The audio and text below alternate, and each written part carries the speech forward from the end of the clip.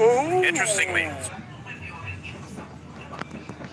so they're going to pick the Eve instead, meaning that we'll probably see Smart Omega take the Valentina. So now it's going to be that situation again where you have, the fighting for that real-world manipulation. Maybe they just felt like, too, that they don't want to lock in the Eve, or they don't want to lock in the Valentina because they don't want to keep chasing these ultimates, right, to really have that value for them. So they also complement it with this Cho pick. Okay, looks like he's happy with it. And no Valentina, only forcing Smart Omega to take it. Okay. Yeah, Omega can take it, or they can even just decide not to pick up the Valentina. Although it would make a lot of sense for them to pick it up, so they'll have the real world manipulation for them as well. And of course, Onyx respecting the Cho performance that Miko had in game number 2, they decide to pick it up for themselves. What will it be? It is going to be the Valentina. Is it going to be the Arlot? Yes, it is. So Valentina, Arlot locked in here. Now here's the thing. If I'm Onyx, I need to lock in my jungler here. Because if I'm Omega, I wouldn't be shy with taking away the Grok and the Akai with those bans. Yeah. And immediately you're already out of really good options up against that Fredrin jungle. So it has to be the Grok or the Akai locked in here by Onyx. That makes total sense because if Onyx, their problem also was one of the main objectives in the first 1 or 2 games. What if this is a jungle Cho and they take in the Terizla again? That is a possibility. No, it's going to be a glue. Yeah. It's XP lane glue. XP lane glue. Oh, Omega, it's crazy they should just take out the Akai and the Grok already. And if this is going to be a jungle Cho, however, at least Onyx would have already locked in their jungler. But you could see that struggling up against already what the Omega has shown here, especially up against Valentina, who will most likely have the real world manipulation. And of course, the Fredrin. This Interesting moves here. The reason why I'm scratching my head here too with Onyx Philippines is, why give up the Arlot again? For the 3rd game in the row. Yep. And just kind of, the way that we're seeing this hero alone, not just in this match, in alone how it's been rising and how even Arlot himself has his own utility to him, like depending on how the playstyle you use, the emblem set you use. But so far, I mean, if you just look at the way Renzio's been doing things, it's worked out really well for them. So, maybe that could be the change too. The reason why they decided to go with this first phase of picks, even the glue, right? Maybe the glue will help them a little bit more here, but still, I feel like they're going to have a little bit of a difficult time if the setups and the CC is used correctly from Smart Omega, early on especially. Well, they're not afraid that there's an Arlot in their presence, and they want to trim down the choices of Kelra, the Harith, and you have the Moskov. So as we look upon the possibilities here of the same picks that Kelra can get, will they still trim down the tank choices of Onyx Philippines on their last ban? I really think they have to take out one of the options. Yeah, okay, they're still taking out the roamer, so it is. I honestly, if I'm Onyx here, just put that Cho in the roam role and then just pick up the Akai already for your jungler. You're gonna be super tanky, but then the gold laner pickup you can also pick up now. Either just choose Beatrix or Brody. What would you rather have, and what would you rather have go to the hands of Kelra? Well, if you want to reach a good distance, Brody's still good here. Surprised we haven't seen much Melissa too, Oh, wait, Melissa's actually still open, yes. That would be great for the members of Onyx. No, he's been gone. Oh, yeah. Fair enough. Still a great answer for the Claw because there's a lot of ways that they can be ambushed. More of like the CC and the setups that you guys mentioned. They need something to escape the path to even give a counter wrath. So let's see how Smart Omega plays this. So it's a gold lane. It's the Beatrix of Kelra. Let's see what will be the tank option of Smart Omega. It's Grok. Still. Yep. So it's going to be a roam Grok, XP lane Arlot, jungle, Fredrin, Onyx BH. They can change the makeup of this draft with this last pick. Is it a roam Cho? Is it a jungle Cho? Is it the roamer or the jungle that they'll be picking up for the last pick? I say... that's why they can't pick up the Akai. They're up against a Valentina. Yeah. They have to think twice about picking it. They can't pick up the Atlas also. Bantu Goodness, this Bang might di actually end up going subscribe, to like, jungle. They should komentar. pick up a roamer that isn't so punishing Grup if di the YouTube. ultimate of the Valentina steals, or if Valentina steals their ultimate. Dia ni masuk Okay, YouTube. maybe a Kufa? No. Grupnya di YouTube. Lagging. Martis. Okay.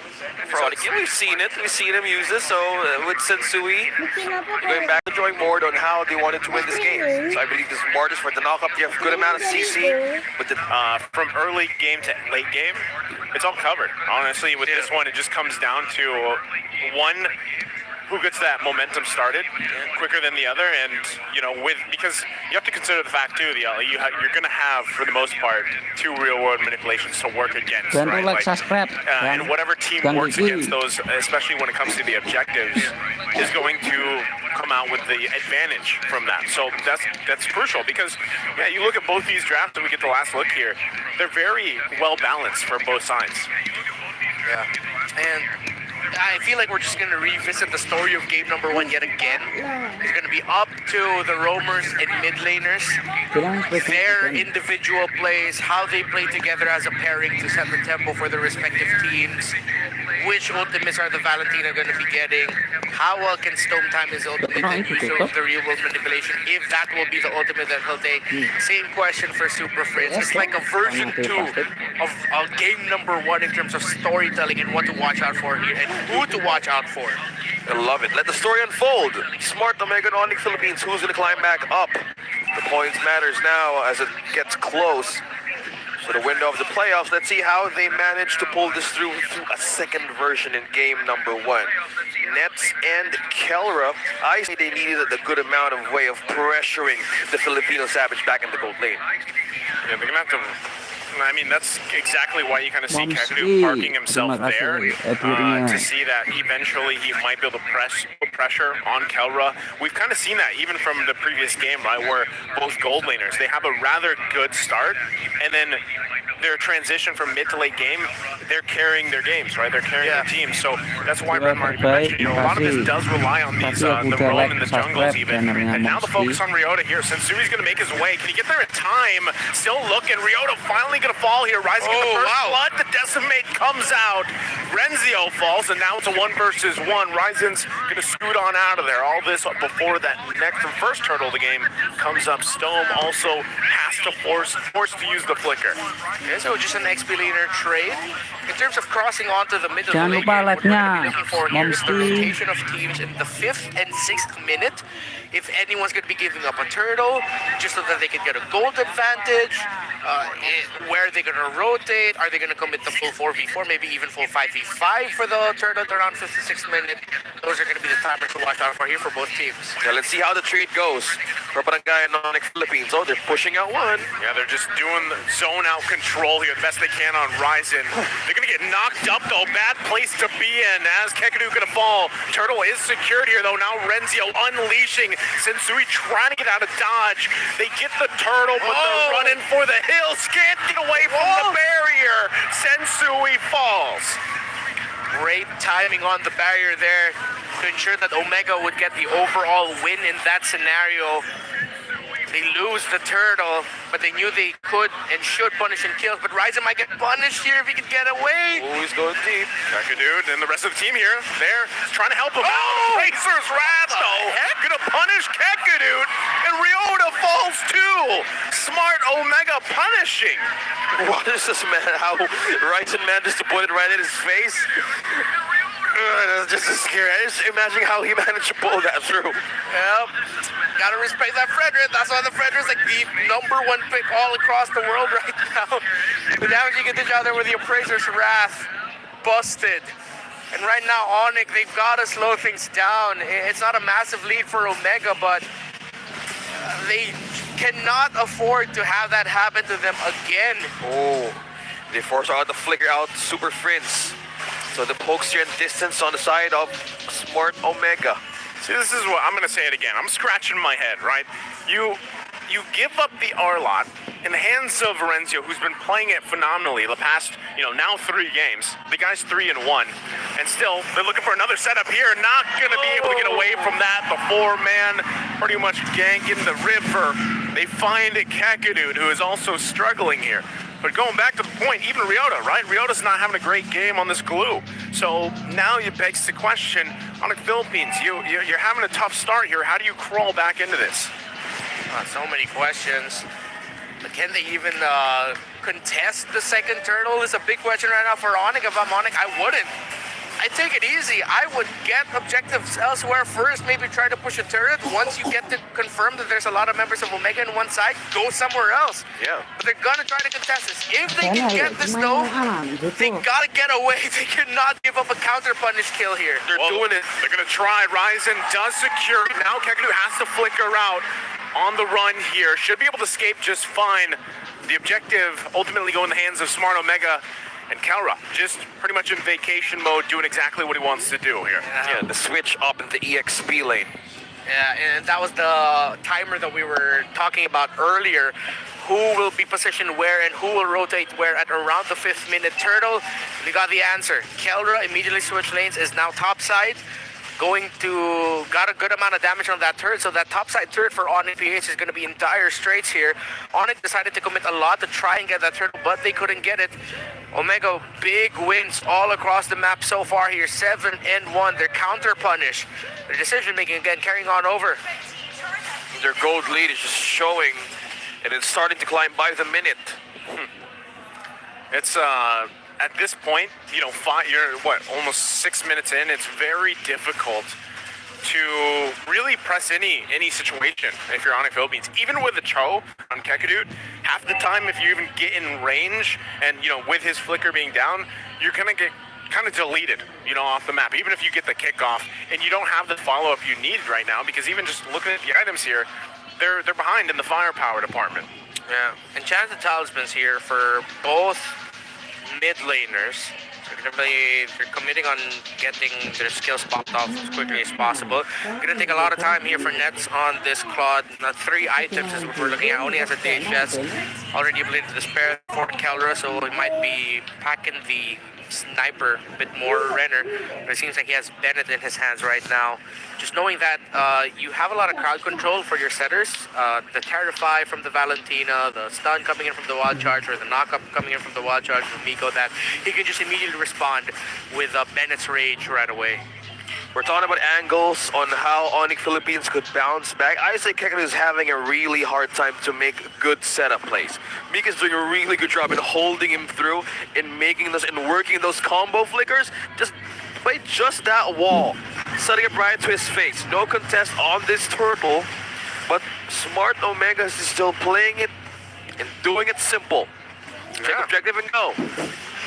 Yeah, this is a struggle. Sensui should be fine here, but with giving up the turtles just like that, it's hard to see, but it's probably the best decision, right, for Onyx Philippines. Just give those up somehow. Try to buy as much time as possible, because that's the thing too with the Claude pick. With Nets here, he did just pick up the golden staff, but he's going to need a little more time. But they might press the situation. Miko going to be quite low. They go in with a flicker. Can they get the kill? Ryota takes out Miko, but on the backside now he's in trouble. 2 falls so far for Onyx Philippines. Renzio goes down too. Nice trade so far. Nets going to be in a bad position. BMI's back. Ryzen was waiting for him. Goes in with the Appraiser's Wrath. It's a killing spree, and he gets punished. But at least Onyx Philippines grabs a couple kills. The counter punish has been the main tool here for Omega. With ability kits that they have, the Kelra already freely hitting the mid lane turret. That falls. Onyx PH responded to that well, set that up for themselves very well here.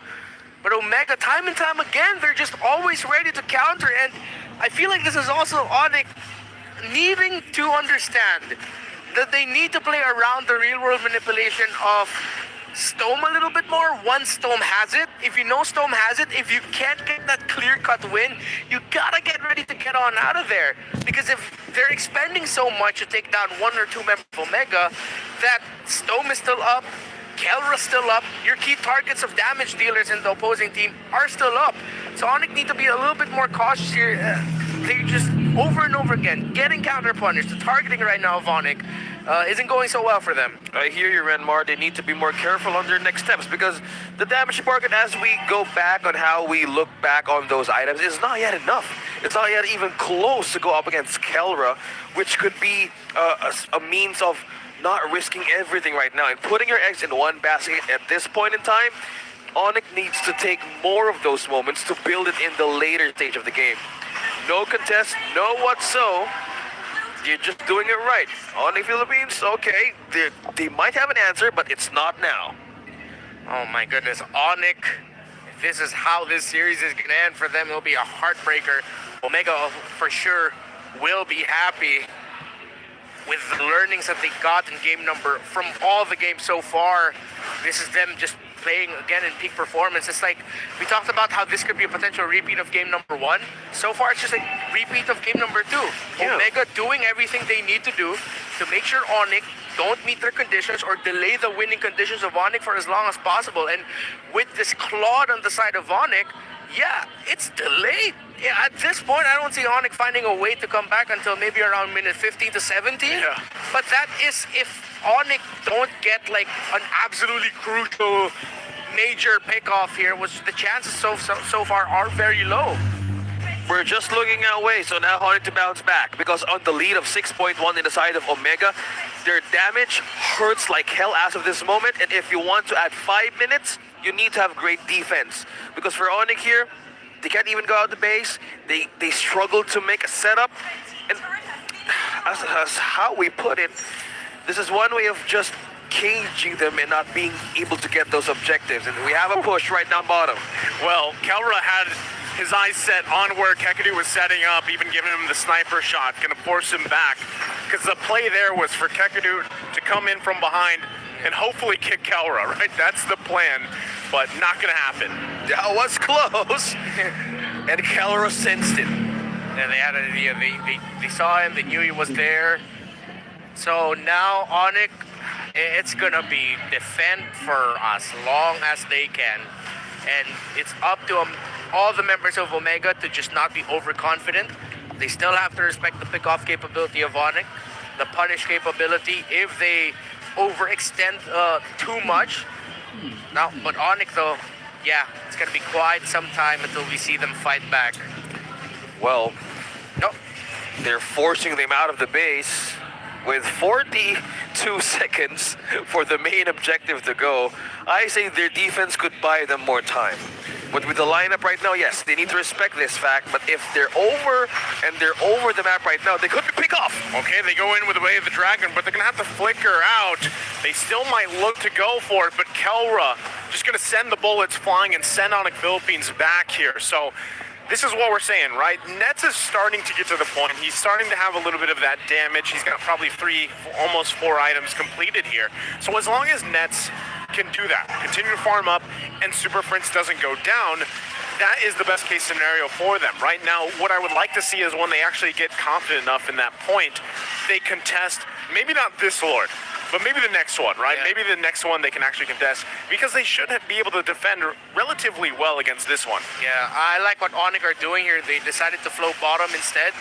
Let's see if they're going to continue that push up until the turret. They know they won't be able to. The members of Omega are already on their way bot, so they decide to recall back. Free Lord there for Omega, but yeah, Onyx right now just running guerrilla tactics, getting pushes and resources in other parts of the map, knowing that Omega are barely giving them room. Well, is there room for Onyx Philippines to grow a chance to go up against the late game? Well, it's just, that was just 3 minutes? It's 7.5k gold lead. Yeah, when Smart Omega. When you have this kind of lead, right, and you're really lacking in pretty much every area here for Onyx Philippines, it's hard to do much, right? And then aside from hold on at this point. So now they've got to do that against this Lord, marching down. Look at that. Already the damage even on Sensui, who's supposed to be one of their front lines, just getting quickly brought down to half health. They're going to lose that inhibitor turret. And right now it's just Onyx Philippines holding on for dear life. Still going to work on this Lord here. Keep an eye. Renzio also might look for something. Use the final slash, but not going to find any connection there. They lose another turret. Onyx Philippines now possibly will lose their last one. Does Smart Omega want to punch this one in? So far, so good. But it looks like they might just back off here, trying to actually see if Onyx Philippines wants to connect on anything, but doesn't look like it. Well, Smart Omega, well, they're probably waiting for the waves to come in. There's no point of hesitating now, but look. Conceal. They use the conceal.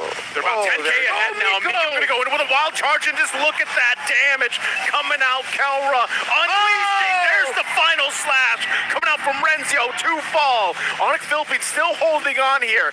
Nets also has the blazing duet, so he's gonna be looking for his own angle again, looking for a successful defense. They hold on for a little bit longer, but the damage from Stome has to be respected. Another wave gonna come in for the mid lane.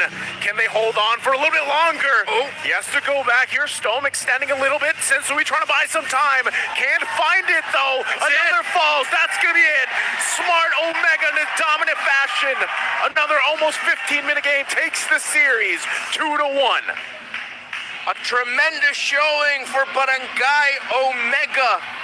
A 3-game war against Onyx after the heartbreaking loss in Game 1, where it was Onyx time. Omega said, it's the Barangay shot and we are not gonna miss, and they didn't miss twice. A reverse sweep for Smart Omega, 2 points added to them on the board, but Onyx will walk away with a point themselves. And they're willing to give it all. Barangay Omega preventing a reverse sweep against Onyx Philippines, and now slowly getting those points in. They might have a chance. It is not new that being in the lower spot in the regular season is not new to Smart Omega, and they want that pressure. They accept it, and that's where their pressure and all of the wonders work for each of everybody back in their team.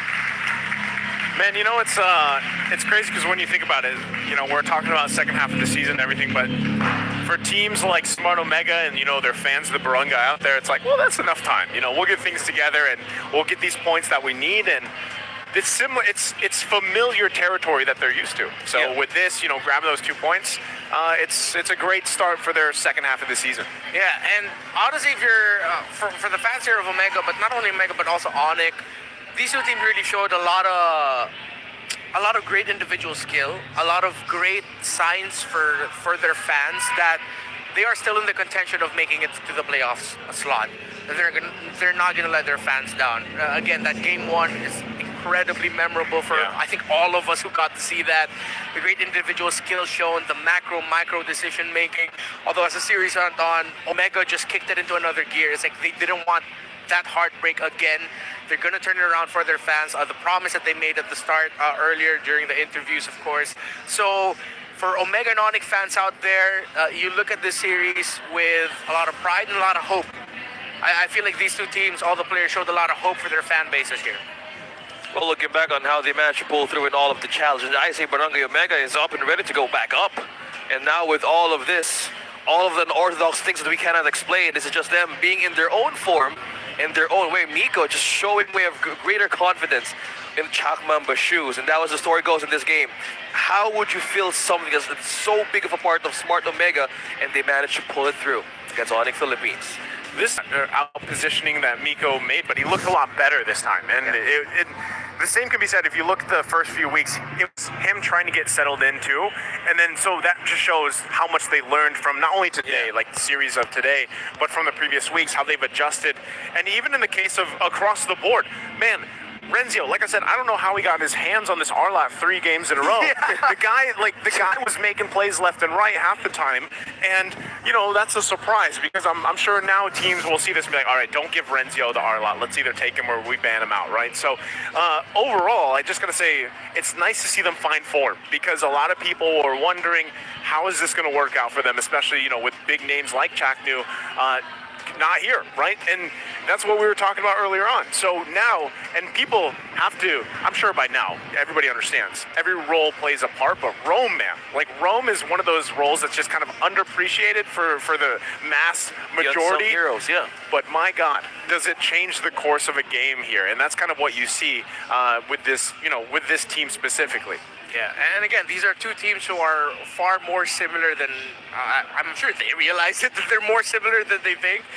Because again, these are two teams who rely a lot on their gold lane, but then with that being the case, in terms of their identities in drafting, usually drafting for mid to late game power spikes, it falls a lot in the hands of the roamers of Nico, Kikadut, and of course their partnership with the mid laners, specifically Super Frizz for Onyx and then Stome as well for Omega. And for 3 games, we got to see that the identity of these two teams, their preferences, just play out so clearly. If you're wondering how Omega and Onyx play, you saw it. That was it. Those are their team identities, and that is what's going to carry them on forward into their hopes of making it to the playoffs. Well, now, if you're a member or a fan of the Hedgehog, the Yellow Hedgehogs, they need to get back on square one on how to really get the hand of the Philippine meta right now. Because I even watched your episode on how you were explaining the strength of the Philippine meta and how it becomes getting stronger. And to think about this, Smart Omega was the first team. Well, Renzio was the first one to possibly to use The Arlot, yeah. Arlot. He was the first one, yeah. And he saw the potential, and even in my rankings, it was completely banned, completely used by everybody. And they saw all the potentials to unlock these possibilities. And that's just Smart Omega. Now let's throw it over to Mara Aquino to get with the Barangay up on stage for their winning moment. How about that match, everybody? Congratulations! Smart Omega! Barangay, mag-ingay! Kailangan ko i-comment ang performance ni Miko. Actually, ikaw yung nag-lead nung final clash at dahil sa'yo, nanalo ang buong koponan mo. Now, may interview na nagawa with you at inamin mo na one time nag-struggle ka to fill in the shoes ni Chaknu, and it was quite hard for you, especially reading certain comments. But today, ang ganda ng pinakita mo, kitang-kita nag-a-adjust ka. How did this game feel for you? You did so well. Yung una po, totoo po yun, yung first week po nung MPL, sobrang nahirapan po ako, lalo na yung ibang fans, parang hindi po nila ako tanggap dun sa na si Chakno po yung pinalitan ko. Pero ngayon po sana, medyo nag-a-adjust po ako, tinatry ko po yung best ko, ayun, thank you po sa support. You know talaga, it's really difficult to fill in the path of someone who's left. But sometimes, we have to go where there is not a path yet, and you leave a trail. And we can't wait until we see the trail that you leave for MPL. Ngayon naman, Stome, lalim ba nun? Stome, yung game number 1, grabe! Okay, naalala niyo ba yung game number 1? Wala nang inhibitor turret, yung kalaban nila. Nandun na kayo sa base! Sabi nga ni Manjin, isang one-hit na lang kayong dalawa ni Calra. Namatay si Calra, ikaw yung natitira. Konti na lang, dapat sweep yung laban natin ngayon. Anong nangyari doon at gaano kayo ka-wild nung hindi nyo natapos yung game 1? Masyado kaming natuwa nung tatlo na yung napatay sa Onyx, kaya medyo nanggigil kami. Tapos, nung tinatower lock namin, wala, natulala na kami din. So, nanggigil kasi kayo. Si Kelra hindi nag-tower lock eh. Eto, pero papunta ng game 2. So, yung gigil, dinala nyo sa game number 2. Ano yung usapan doon? Paano kayo nag-adjust? atas sa team niya. Very confident kami, kaya namin outclass yung Onyx nung game 1 pa lang. Malas lang talaga yung tower lock, kaya ayun, game 2 and game 3, mabilis na lang yung game. Bumawi naman. Bumawi. And speaking of Kelra, nakita namin nung nanalo kayo. Ang ganda actually, nakakatuwa panoorin kasi pagpunta nyo dito, pumunta kayo sa side ng Onyx, tapos binuhat mo si Kekidut. Parang ang close nyo. What's your friendship like? Since nung amateur pa lang kami ni Keke, close na kami kasi lagi kami magkalaban sa tournament. Lagi namin tinatalo. Selamat sore, Bang. Parang ganun din ba dito? Ano sabi mo sa kanya? Yung amateur lang po yun. Ano sabi mo sa kanya kanina? Sabi ko, bawi sila. Good luck. Oh, that's nice. You've matured so much, Congratulations. Give it up, Barangay, once again, Selamat for sore, Smart Kang Richard. Omega. Jangan lupa like. Good boy, si Kara. Congratulations. Go ahead, take your bow. Thank you. Smart Omega doing their thing. Thank you, Coach. Thank you. at maganda ang ipinakita ng buong koponan, including Miko. Hihimayin natin kung ano nga ang naganap sa larong yan. Kaya babalikan na natin ating casters. Pasok! Thank you so much, Mara. We talk about on the first part of this broadcast that we need to see players of both teams to step up their A game, and this is just smart Omega doing their own thing up against Onyx Philippines. Sorry. Like I said, they have to. All these teams do, and you know we have another series after this, and it can be said the same thing, especially for TNC, right? But Yeah. you know, with this matchup alone, I'm still scratching my head. I can't wait to hear it broken down by the man of the brains here on the table. But that's the thing, right? Because if you're Onyx Philippines and you've been following them for a while, you gotta also wonder if you're a fan, like what's going on here, right? So. Really? Now, nice. We're both scratching our heads. Now, Renmar, go ahead, solve this for us. Break it down. Okay, we talked about how this could potentially be a game number 1 part 2. This was more game number 2 part 2, because even game number 2, Onyx leaned on the idea of ending the game quickly. Glass cannon, potential fast scaling, early to snowball, end the game early. In game number 3, Onyx seems to have leaned on too much on the idea of end the game late. That if ever the members of Mega get the early to mid control, or they end up winning the main objective battles and that Onyx will have to defend, then they'll have a late game condition. However, picking the Claude in the position that they did at the 4th pick with the tools that they had in the Eve, Cho, Glue as the previous picks, Onyx leaned too much on the idea of late game, while Omega had the lineup for potential mid-game power spike, take control around there. It's also more punishing for Onyx. This could have been a much closer game, but the key moment that happened was after the first turtle, Omega got the counter punish. After that long sequence back and forth, it ended up 6-1 for Omega in terms of the kill score. And then by the 9th minute, it was 10-3 in the kill score in favor of Omega. At that point, they already had 2 turtles and 3 turrets. Let's compare how Beatrix and Claude scales. Beatrix scales much faster compared to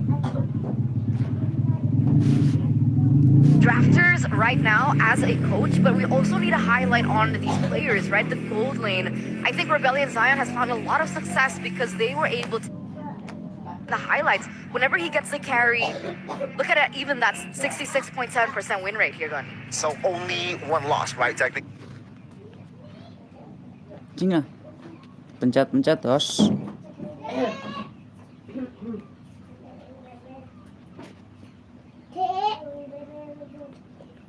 Wifi ini rada error wifi ini.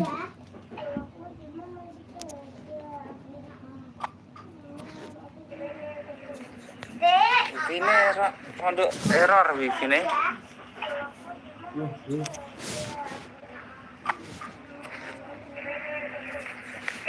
Wifi ini rada error wifi ini. Play. Our partners in esports. Maya, it's everything. And a bank. And Secret Lab, the official gaming chair of MPL Philippines. Experience the MPL Philippines Season 11 action live at Shooting Gallery Studios. Tickets are now available via tickettome.net. Get yours now. If you missed the matches and want to quickly recap what happened, visit our official website for post-match reports at ph-mpl.com/news. Don't forget to catch all of our official league content on TikTok, Facebook, Instagram, and Twitter. To ensure the quality and fairness of our games, MPL Philippines is also monitored and supervised by the Games and Amusement Board.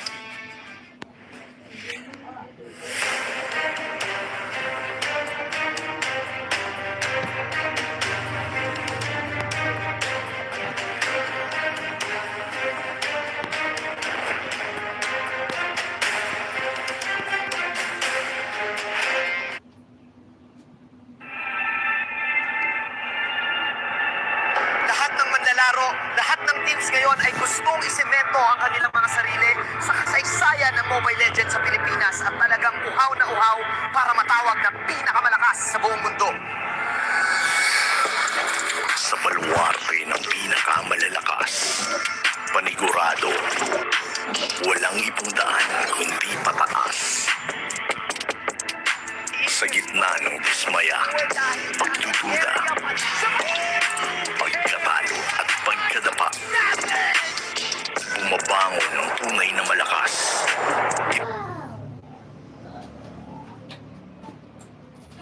tinggi.